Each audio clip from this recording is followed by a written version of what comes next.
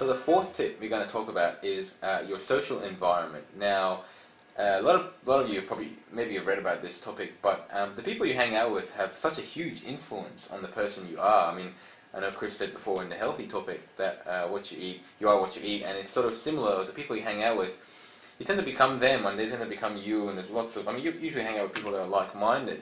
So if you're one of those people that wants to improve your life, which we hope you are because you're watching our videos, and you want to be more positive, you want to get somewhere in life, you want to have a fulfilling life, hanging out with people who don't want that, it kind of really doesn't gel. So what we're suggesting with your social environment is to move you towards hanging out with people who are, you know, on their path to being positive or already are positive, they're doing well in life. You know, they see life in a whole different way. They're not going to drag you down. You know the people that we're talking about? You know, the ones where you say, hey guys, you know what, I just had this really cool idea for a business. You know, I want to do this. And the first thing they say is, oh, that's a bit silly. I mean, why would you want to do that? What if this happens? And what if that happens? And what if this, blah, blah, blah, blah, blah. Here's all these failure options, right? And that's fine. You know, you need some sort of perspective and reality of things that may go wrong with an idea, but you know, anyone that says that to you as the first response is not the kind of person you want to be giving your ideas to, because they'll drag you back down. If you talk to a positive person, even if you give him the stupidest idea, he'll say something like, oh wow, that's really cool, man, I'm really glad that you're thinking about starting your own business. That's a really good idea, you know, you should really think about that. That's a pretty good idea too. What else have you thought about? You know, like, you know, how are you going to plan to do this? You know what I mean? Like, it's a whole different way to talk. Exactly. And I mean, if you really sort of take stock and you have a look at the sorts of people that you are hanging around now, and I'm sure you've got representatives from both camps there. You know, there are going to be some people you hang around who are very, very positive and encouraging people. There are going to be some people that you hang around who are going to be very negative people. And I'm sure if you think about it and look at it really honestly, that you're going to find that the people that you enjoy hanging around and people who sort of energize you are going to be these positive people.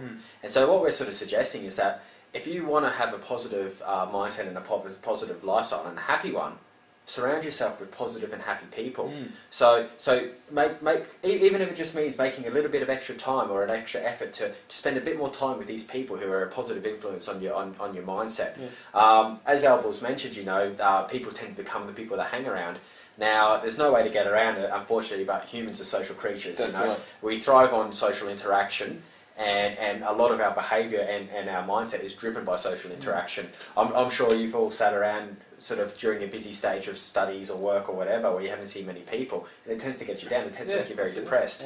We need this social interaction, and all we're sort of suggesting is that when you're looking at sort of engaging in social interaction, that you choose to engage it with people that boost you up and make you happy and give you a positive mindset and encourage you.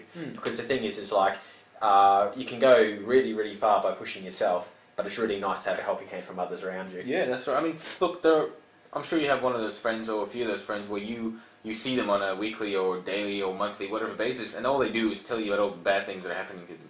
Or not even bad things, they just complain about things that have happened to them or are happening to them, and every time you see them, it's the same thing. It never changes. It's always the same thing. It could be a different, you know, a slightly different version of the same thing, but it's always the same thing, and it's been going on for the last God knows how long, and your job, in their mind, is to simply go there and listen, and go, oh wow, you poor thing, oh wow, that, you know what, that's not cool.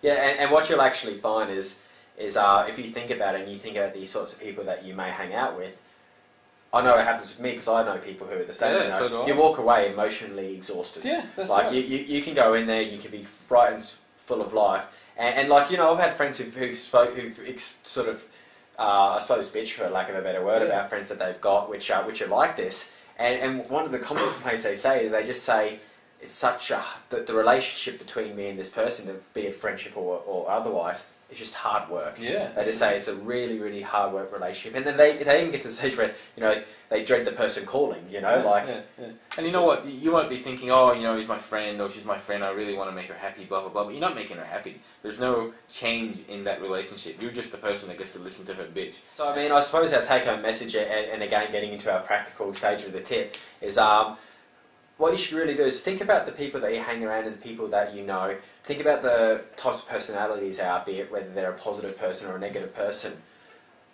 Think of the positive people that you know and try to make a conscious effort to arrange to spend more time with them, or even if you don't see them very often at all, catch up even if it's just hitting them on Facebook saying, hey, I haven't seen you very long, let's catch up for a coffee or a beer or something like that, you know. And I think you'll find that if you continue to do this and hang around positive, encouraging people, it's going to work out well for you. It's going to work out for the better. Yeah, and you know what? Also avoid sharing your hopes and dreams with people that generally tear you down.